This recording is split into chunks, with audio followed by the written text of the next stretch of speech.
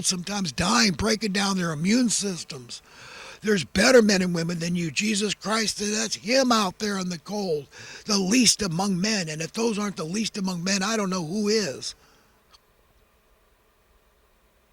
Do you understand?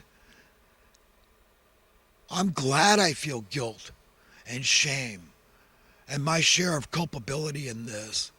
We should all say, I'd love to enjoy an extravagant, luxurious lifestyle. I can't. I can't. God's watching. I want God to watch. Any happiness I get from prosperity, I want to be derived from God's approval. And how am I going to do that? I can do that only when everybody can have it. You understand? When it's God's way. That's the only time. I already have more than I should. Look, you should feel compunction. You really should about your financial status. That we've got to really start caring about people. We say, oh yeah, we're friends to God, we're friends to humanity. Are we proving it? Are we really treating others like literally our brothers or sisters, like our friends? What do you want for your friend? Do you have any really good friends? What do you really, your heart of hearts, in the marrow of your being, your soul, your essence, your spirit, your mind, your heart, everything about you, invisible things that are super powerful. What do you want for your friends? Do you think of others, all others, as your friends, the downtrodden out there?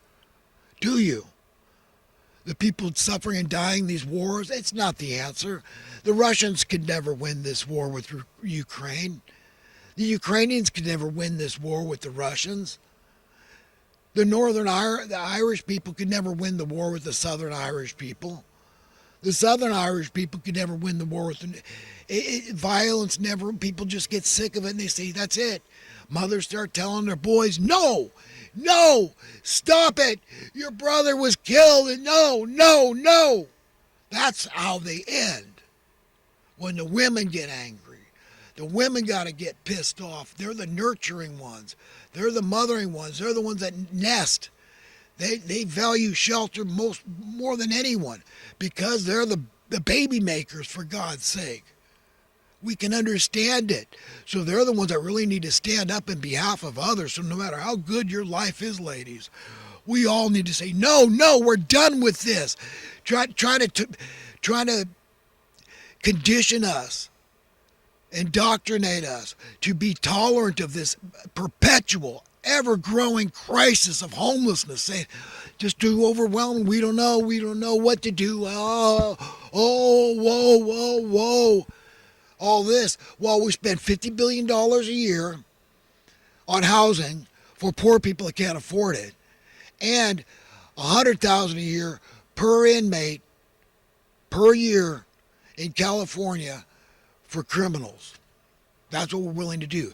That's what they want you to accept and say, hey, it all makes sense somehow.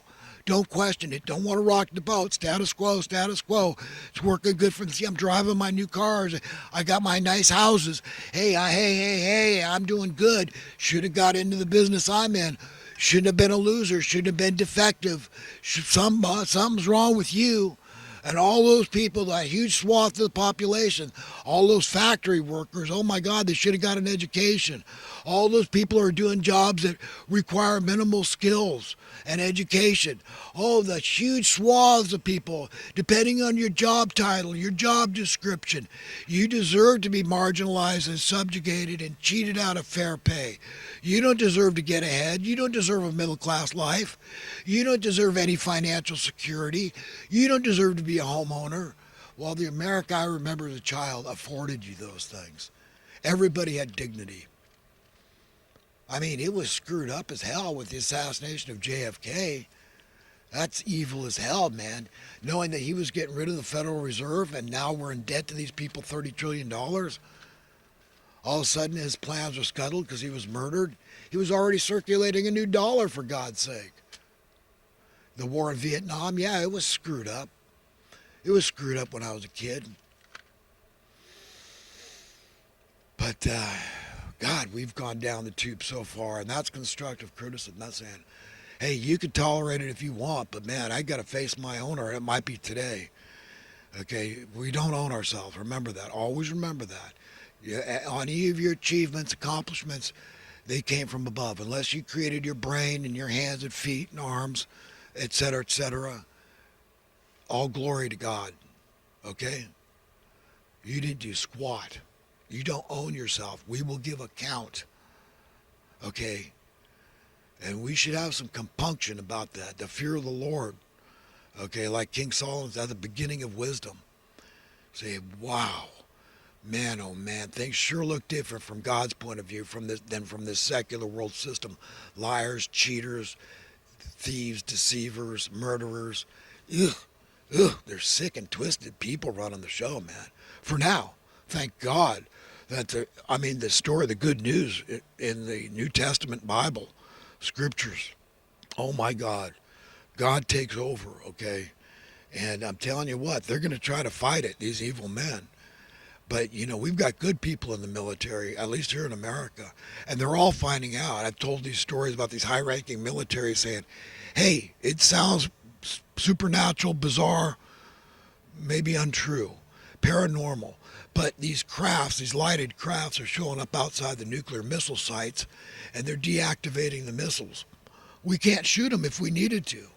We can't shoot these ICBMs at Russia or wherever we got them aimed. And it's happening to Russia, and it's happening to China and India, wherever these are. And they say, oh, we can't talk about this because it's national security, but it makes its way out. We got outlets like the internet, YouTube. That's where you can learn about geoengineering and high altitude aerosolized spray. So all these meteorologists are liars. They know. Of course they know. But they're not a whisper. Shh, radio silence, crickets when it comes to talking about it, because the people doing this, they don't want to be responsible for melting the glaciers and changing our climate. We've had more freezing day this year than usually it's 1 or 2 days when it gets below freezing here in Northern California, where I am in Chico. Now, I swear there was 2-3 dozen days below freezing, well below. So, yeah, I had a palm that was making it one winter after another for the last 10 years, it seems like, a majesty palm. But this winter, I'm not too sure. Because once you kill the crown, that's the leading top on a palm, it dies. They can acclimatize, but it's pretty tricky. But anyhow, friends, you see, I'm telling you, don't have faith in the system. Don't trust in it. Don't believe in the secular world religious system. They're liars that are running the show. They want you malleable, pliable. So you need to be in fear. You need them, and they've got the money. Remember, they hold the purse strings, these grand puppeteers. Okay, the manipulators that control things like the mainstream media. Well, we're not going to allow this add-on. Who decide? You understand who's doing this? How do they get that much power?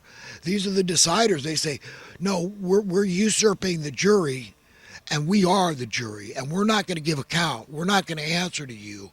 We're not going to tell you why your news is fake and ours is real. We're not going to have that debate. You understand? Okay, this is settled. We are the head honchos, and we'll tell you what's real and what's fake news. Okay, nobody else. We're not going to debate it. We're not going to talk about it because that'll just stress us out. We don't need it. But don't you see the writing on the wall? We got the power. We control the purse strings. So therefore we control the media because these people all work for money. You see all those ads out there? We control the content. We control everything. We are control freaks. We don't care how many people suffer needlessly, and die at our hands. We don't care. We got enough of you useless feeders out there to do the job we need done. So just go die. Just go wander off and just go. We just don't need you. You understand? That we're laying you to fallow. Bye-bye. Go die. The planet doesn't need you. Do the planet a favor. You and your CO2 footprint. Yes, mine's 1,000 times more than the average person, but hey, I got the power. I've got control. I own everything. I got gobs of money. Okay, end of story. And I got control. I got the power. You understand? how this works, who's really controlling things. So thank God at the end, God takes over, whatever it takes. And they can fight all they want against it, but it's going to happen. There is higher beings, thank God, more powerful beings, more technologically advanced, vastly more technologically advanced beings that all our conventional armaments can't hold a candle to. Do you understand? God's ultimately in control of this thing. I can say, hey, these people are in control for now, but yes, for now, thank God for now. But their time, their era, their ages are going to come to an end. It's been the same mentality, the same caliber of people running the show, that slaver class, that mean-ass, oppressor, violent, warlord, a-hole type, as still to this day are running the show. They're the ones with the power right now. But God's going to soon do some things, I believe. It's starting to already happen. It's like the return of Christ in slow motion. Metaphor or literal, it doesn't matter. If the effects are the same, the effects are the same. So you understand why I say this is really about salvation at the end of the day. Okay, because it's a big deal. We've got to get our heads screwed on straight and be ready for the day of reckoning and giving account, answering the judgment day. All of us. I mean, we didn't make ourselves, friends. We didn't make our brain. Our accomplishments belong to God. All this accumulated infrastructure that we've created as humanity, collectively, all the technology is from God. Because God gave humanity the wherewithal, and it's accumulated. No man could take credit for the technology and the infrastructure today. It's all of ours. It belongs to all of us. These resources belong to all of us equally. If you were God, you'd say the same thing. I mean, above all, God has to, of all the things God is that are good, fair has to be among them. I mean, what child would respect their parent that wasn't fair? So how do you make it fair? If money is in the equation, you can't. It's always going to give somebody a chance to get an upper hand that they're going to want. They're going to say, hey, I see, the writing on the wall. I see what's advantageous to me, how I get the advantage. I got to have money. That becomes clear as a light of day. That's drilled into us at a very early age. Practice saving. Oh, you got to save. Neither a lender nor borrower be, and, all that. Right? So we're all taught it's prudent, it's smart, it shows common sense, it shows worldly wisdom, right? To make sure that you make a lot of money above all the things you do in life. Don't worry about, doing what you want like some, footloose, pipe dreaming artist, idealist out there. No, you just want to go get a career, knuckle down, make a gob of dough, and that's it. That's where you're going to be happy. They say that, they were wrong before when they said money doesn't buy happiness. Because indeed it does. We've done some news stories, some follow-up research, and we've discovered that money indeed does make you happy. So that's why, hey, this guy that just won the lottery he cleared almost $1 billion, and he just bought a $25 million house in the Hollywood Hills or something, And look, it's on Inside Edition. Look, we're vaunting and fawning over all the rich. Ooh. Remember that one show, Robin Leach, Lifestyles of the Rich and Famous. Ooh, the Kardashians, keeping up with the Kardashians. Ooh, look at the life, look at the car they drive. Look at the house they live in. Ooh.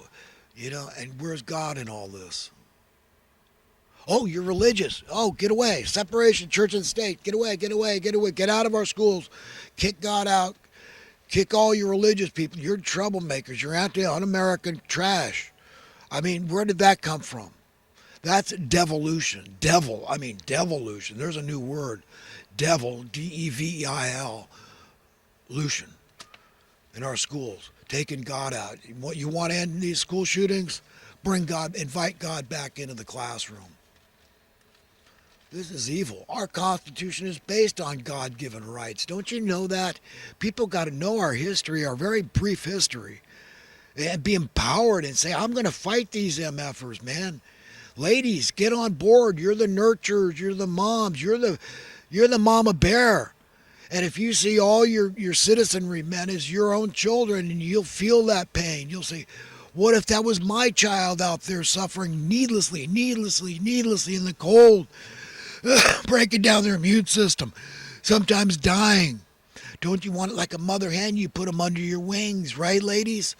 So you should feel compunction and shame and guilt that we're tolerating this. And to some degree, we all are. Who doesn't spend a nickel frivolously out